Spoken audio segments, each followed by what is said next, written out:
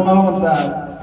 ज्याला कुणीही नाही असा अनाथ, त्या अनाथांचा नाथ असं आजच्या गोष्टीचं नाव आहे. बघा, रात्री अनाथ आश्रमाच्या पायरीवर एका कोपऱ्यात बसून चंदर हाताचे तळवे काकेत घालून हुंदके देत होता. मोठ्याने रडण्याचे त्राणही आता त्याच्या अंगात उरले नव्हते. दूरवर घड्याळाचे 10 ठोके पडत होते. सर्वत्र नीरव शांततेत चंदरचे हुंदके तेवढे जाणवत होते. अनाथ आश्रमाचे सुपरिटेंडंट आयनोरने त्याला आज पुन्हा कठोर शिक्षा केली होती. दोन्ही तळ हातावर 20-20 छड्या, रात्रीचं जेवण बंद, आणि हे कमीच म्हणून रात्रभर अनाथ आश्रमाचा दरवाजा बंद. चंद्रने असा कोणता मोठा अपराध केला होता की त्याला एवढी मोठी शिक्षा मिळावी? यापूर्वी 2 वेळा आश्रमातून कोणाला न सांगता पळून गेला होता आणि पुन्हा आपण होऊनच परत आला होता. आज मात्र अगदी क्षुल्लक कारण होतं. तो शाळा सुटल्यानंतर आश्रमात उशीर आला होता. सुपरिटेंडंटनं जाब विचारल्यानंतर त्याने फक्त मान खाली घातली होती. दुसऱ्या 1-2 मुलांनी चुगली केली होती. त्याच्याबद्दल भलतं सलतं सांगितलेलं होतं. सर हा नेहमी एसटी स्टँडवर फिरत असतो. काय रे चिंदेचोर, पाकिट मारायचा धंदा करायचा आहे का? कर हात पुढे, बघू तुझे हात किती सफाईदार आहेत ते, असं म्हणत चंद्रच्या दोन्ही हातावर 20-20 छड्या मारल्या आणि आज रात्रीचं याचं जेवण बंद. आता आश्रमात याला कोणी घ्यायचं नाही, बसू दे रात्रभर बाहेरच, अशी गर्जना करून चंद्रला आश्रमाच्या बाहेर ढकललं. पोटात पेटलेला भुकेचा डोंग, तळ हातांची हुळहुळणारी वेदना आणि रात्रीची झोंबणारी थंडी यामुळे तो रात्रभर आश्रमाच्या पायरीवर अंगाचे मुटकुळे करून पडून राहिला. अर्धवट झोप, अर्धवट जाग, अशा अवस्थेत भूतकाळातील आयुष्य आठवत राहिला. एका रात्रीतून त्याचे सुंदर विश्व क्षणात उद्ध्वस्त झाले होते. त्याचे आई वडील आणि लहान बहीण दगडमातीच्या ढिगाऱ्याखाली गाडली गेली होती. तो बाहेर छपरात झोपल्यामुळं कसा बसा वाचला होता. पहाटेच्या साखर झोपेत असलेले त्याचे किल्लारी गाव आपल्याला माहित आहे, लातूर जिल्ह्यामध्ये भूकंपाच्या भयानक हादऱ्यानं संपूर्ण भुईसपाट झालं होतं. जे त्यातूनही वाचले होते त्यांचा आक्रोश आभाळाला छेदून जात होता. छपराच्या ओझ्याखाली दबलेला चंदर 4 दिवस हॉस्पिटलमध्ये आई वडील आणि लहान बहिणीच्या नावानं टाबू फोडत होता.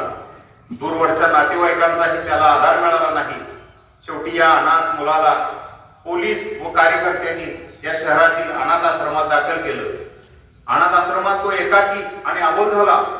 दिवसेंदिवस शरीराबरोबरच मानानेही तो खचत चालला. स्वतःचं गाव आणि घराची आठवण त्याला अस्वस्थ करत होती. शेवटी न राहून 2 वेळा किल्लारी गावाकडं पळून गेला, परंतु त्याचे पूर्वीचे गाव त्याला दिसलं नाही. अनोळखी माणसात स्वतः अनोळख्यासारखा तो दिवसभर गतस्मृती उजाळत भटकला. शेवटी उपाशी पोटी त्याला परत आश्रमच जवळ करावा लागला. अलीकडे वेळ मिळेल तेव्हा तो शहराच्या बस स्थानकावर किल्लारी होऊन येणाऱ्या बसेस पाहतो. एखादा ओळखीचा चेहरा आदाशासारखा शोधत असतो.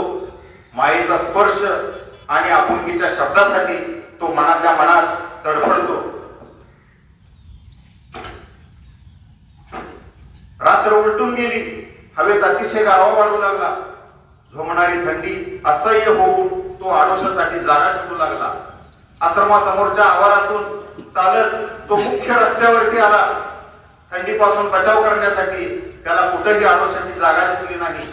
तेथून फरलांगभर अंतरावर असलेल्या अजंठा बंगल्याच्या वॉचमनच्या केबिन मध्ये असलेला अंधुकसा प्रकाश त्याला दिसला. तिथले वॉचमन काका त्याच्या ओळखीचे होते.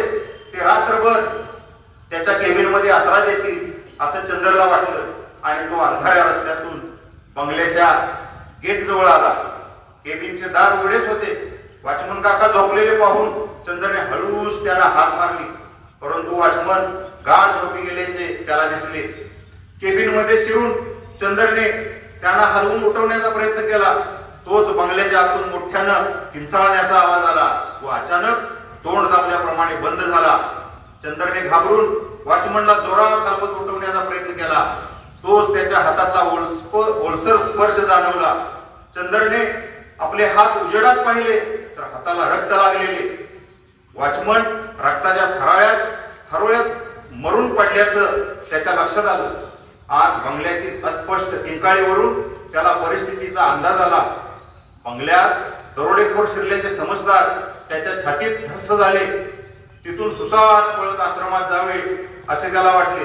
परंतु बंगल्याच्या बंद दाराकडे पाहून त्याने मोठ्या हिमतीने शेजारी स्टूलवर असलेल्या टेलिफोनवरून 100 नंबर डायल केला. Hello, Sutarwadi police station, inspector Kamble बोलतोय. तिकडून आवाज आला. हॅलो साहेब, मी चंद्र बोलतोय. कोण चंद्र? मी सिद्धार्थ आश्रमातील विद्यार्थी बोलतोय साहेब. लवकर या, इथं शेजारच्या बंगल्यातून किंकाळ्या ऐकू येत आहेत. वॉचमनला त्यांनी मारून टाकले. चंद्र चाचपडत हळू आवाजात बोलला. तू कुठून बोलतोयस? नीट फक्त सांग. मी सिद्धार्थ अनाथ आश्रमाच्या बाजूच्या अजंता बंगल्याच्या वॉचमनच्या केबिन मधून बोलतोय. तोच बंगल्यातून अजून एक किंकाळी व धडपडल्याचा आवाज आला. चंद्रने फोन ठेवला व सुसाट पळत आश्रमाचे दार गाठले. या थंडीतही त्याला दरदरून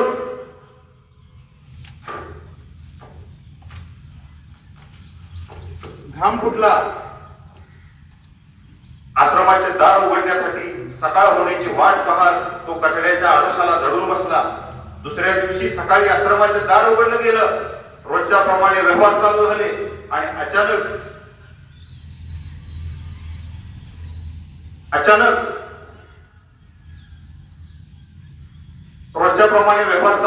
अचानक आश्रमाच्या आवारात पोलिसांची गाडी येऊन थांबली. पोलीस इन्स्पेक्टर व त्यांच्यासोबत डोक्याला बँडेज बांधलेले श्रीमंत ग्रस्त पाहून सर्वांनाच आश्चर्य वाटलं. या आश्रमात चंद्र नावाचे कोण आहेत? इन्स्पेक्टरने सुपरिटेंडेंट आयनोरला विचारलं. होय साहेब, आहे एक मुलगा. त्यानं काय केलं? आयनोरने धास्तावून विचारलं. त्याला बोलवा बरं. इन्स्पेक्टरने सांगितल्याबरोबर 2 मुले चंद्रला त्याच्या खोलीतून घेऊन आले. रात्री पोलीस स्टेशनला तूच फोन केला होतास ना? इन्स्पेक्टर चंद्रकडे एकटक पाहत म्हणाले. चंद्रने मानेनेच होकार दिला. साहेब, अनाथ आहे. हिलारीच्या भूकंपात सर्व कुटुंब गेलं त्याचं, म्हणून असा वागतो तो. 2 वेळा न सांगता गायब झाला होता. काल ही खूप उशीर आश्रमात आला, म्हणून मीच त्याला रात्रभर आश्रमाच्या बाहेर राहण्याची शिक्षा दिली होती. आता रात्री बाहेर राहूनही त्यानं काय उपद्रव केला आम्हाला कसं कळेल?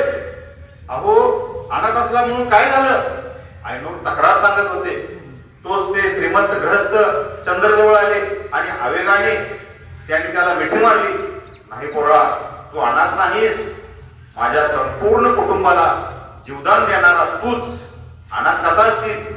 तू तर अनाथांचा नाथ आहेस पोरा. अरे, तुझ्यावरून माझी सर्व संपत्ती ओवाळून टाकीन. बोलताना त्या ग्रस्ताचा आवाज दाटून आला. त्या आपुलकीच्या आश्वासक स्पर्शाने चंद्रचे डोळे पाजरू लागले. रडवेल्या स्वरातच चंद्र त्यांना म्हणाला, काका, खूप खूप मला भूक लागली हो.